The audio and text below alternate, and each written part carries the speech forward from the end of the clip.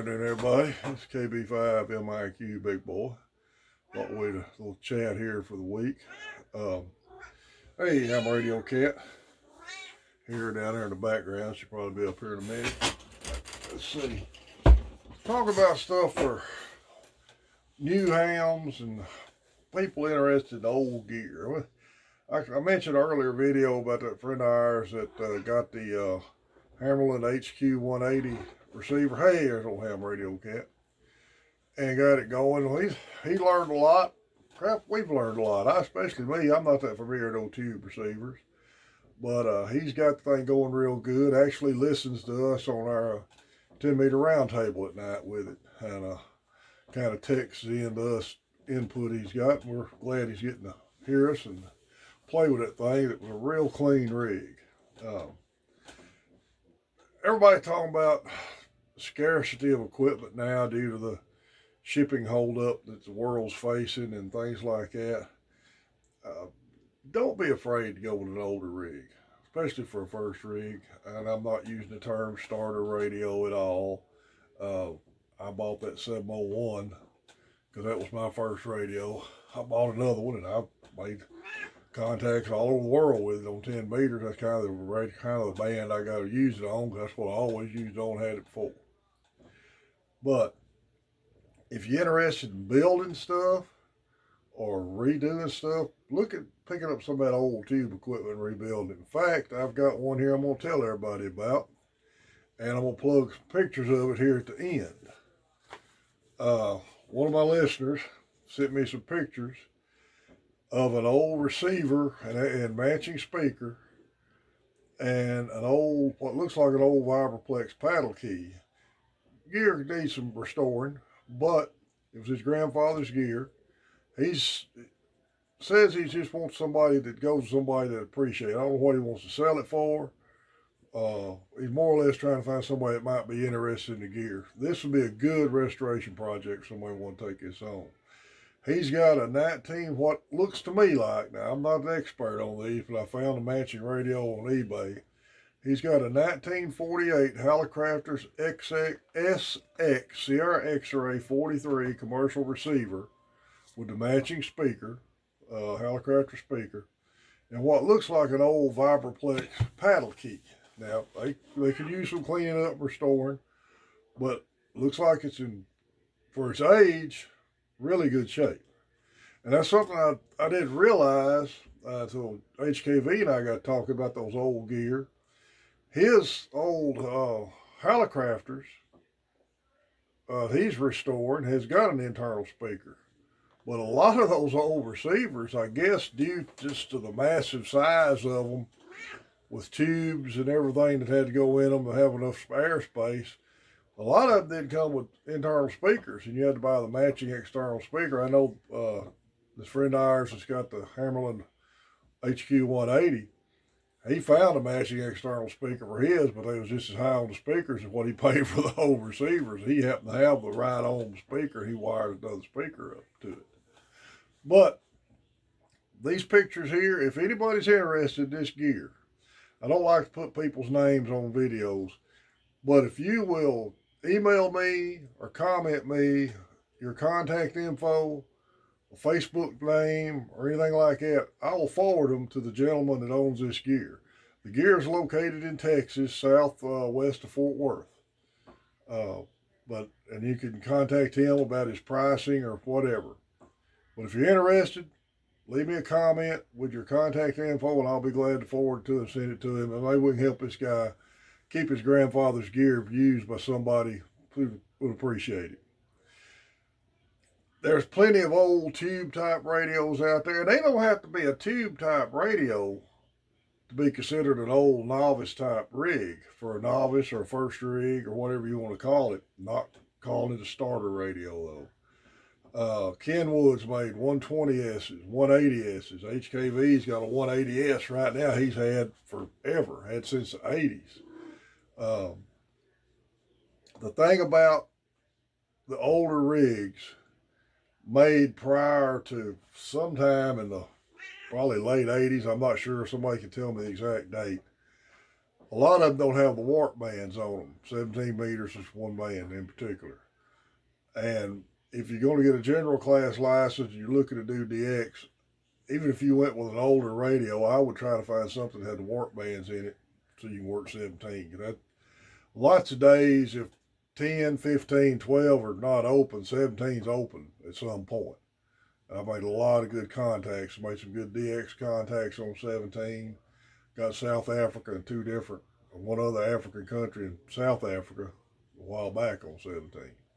I think that's what I got Slovenia on too with 17. So, some good band to make contacts on if you're general or above. And if you're looking for an older radio, just look for one. It'll be an all transistor rig, I'm sure, but look for one that's got the warp bands on it. I'm not exactly sure when the big three quit putting tube radios out. To my knowledge, ICOM never produced a tube HF rig. In fact, my 701, as far as I know, is the first HF rig ICOM ever produced. So, something to think about there. But it doesn't have the warp bands on it. That radio come out in 79. It's just 10 through 80 meter, 10 through 160 sideband CW radio. Do you need AM and FM on an HF rig? It's nice to have. I'm not going to lie to you, it's nice to have. Do I use AM and FM on mine? Very little. In fact, the only AM I've ever done, HKV and I tried AM on 160 one night, and single sideband sounded better. And I've done some FM work with mine on 6 meters, 2 meters, and 440. And at one time I played around with the 10 meter FM repeaters, but I very rarely ever do that. I mainly stick with this single sideband stuff. And honestly, 95% of the time on 10 meters, I'm in the novice portion of the bands anyway, on the phone portion.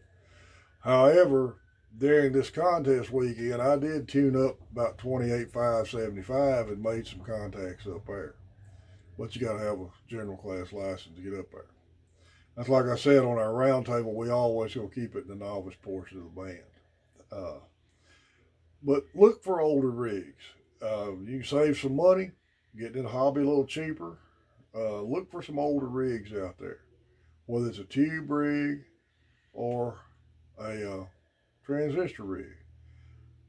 I still recommend going to a ham radio, flea market, sidewalk sale, or a ham show to try to buy a rig. eBay, I've looked on eBay. 99% of what I've seen on eBay, the seller's telling you if you buy it, it's yours. I guess they had trouble with part swappers. You're going to be at the mercy of him shipping it good. And a lot of them old tube rigs are super heavy anyway. Not knocking eBay. I get on eBay all the time just to look at stuff and do a little comparison. For instance, my 701 that I give $100.50 for at Queen Wilhelmina, guy on eBay selling the exact same rig, just had the rig and the power supply with no mic, untested, no return. You buy it, it's yours. And I think the opening bid was like $299 on it now. So use your own judgment on that.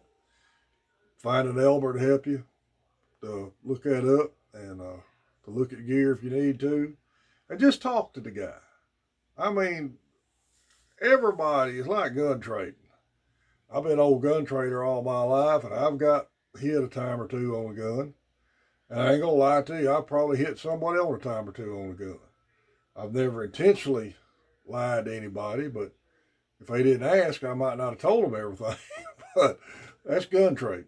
That's gun trading. I've never sold a friend a bad gun and or a bad radio. And like I said, when I sold my HF rig in Hamcom in 09, I told the guy it wasn't working. He paid me $150 for it, just like it said. So talk to the people selling the rig, and you'll get a good feeling whether or not you want to buy a deal with that person. That's the best advice I can give you. Now I'm gonna flip this video around here again. We're gonna talk about QSL cards again. I had got into a post on one of the ham radio the other day. A guy more or less was wanting to know if doing logbook of the world and electronic logs and not anybody seeing QSL cards anymore, something to that effect. Before this goes any further, I know I'm not the old boomer that's trying to tell you what you need to do. If you want to use a logging program, that's great. I mean, I was talking to a guy one day, the second transmission, he told me last time he worked with me, I said, I don't know how you do that. I'd have to look back at my logbook. That's great. If you want to use a logging program, that's great. I have no problem with that. In fact, actually, I use QRZ now myself, but I still keep my written log. Like I said in the earlier video, I use QRZ because it helps me keep universal time coordinated right for QSL card purposes. Now, getting back to QSL cards. And I look at QRZ is a good deal if people fill their profiles out right, that you'll find out real quick how to QSL with them or if they will QSL by mail. I just sent $10 to the W5 QSL Bureau for incoming QSL cards. I had one contact that wanted me to PayPal or for direct, or they would send it by the bureau. I was told to send it by the bureau, but I don't like PayPal. I never have used it that much. And I don't mind sticking a couple $3 in an envelope for an overseas card and send somebody, but I'm not going to PayPal for a QSL card. Having said all that, please send some cards.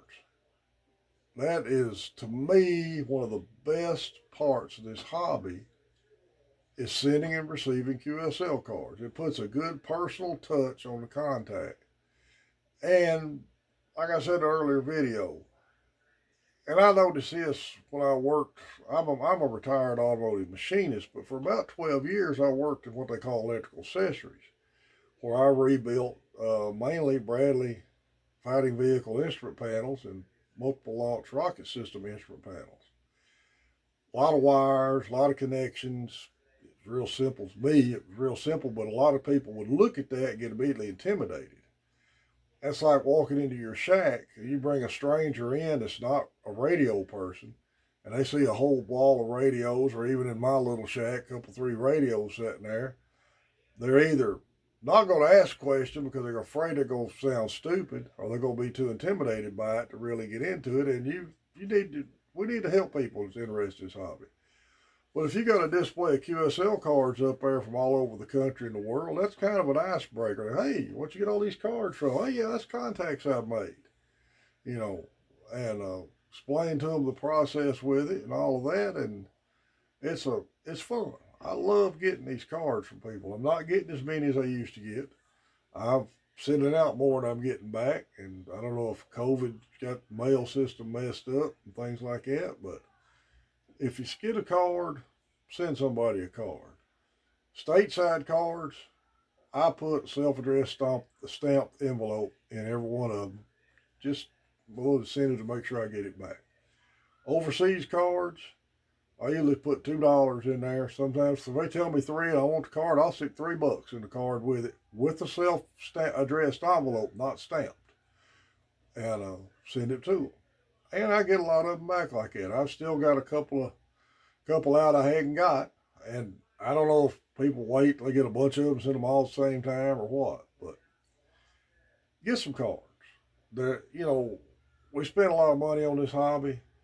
CheapQSLcards.com. I think they're about $30 100, and 100 cards will last you a good while.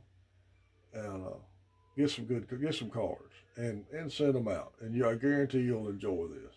Let me pause this just a second. Okay, I've showed y'all these before. Well, this is how I got my cards separated. I call that island nations. This is just other countries, but they're islands that I've worked. And I keep them separate like this. This is my Central America cards. My goal is to work every country in Central America, and I'm a little over halfway there. This is European and other country cards I've got.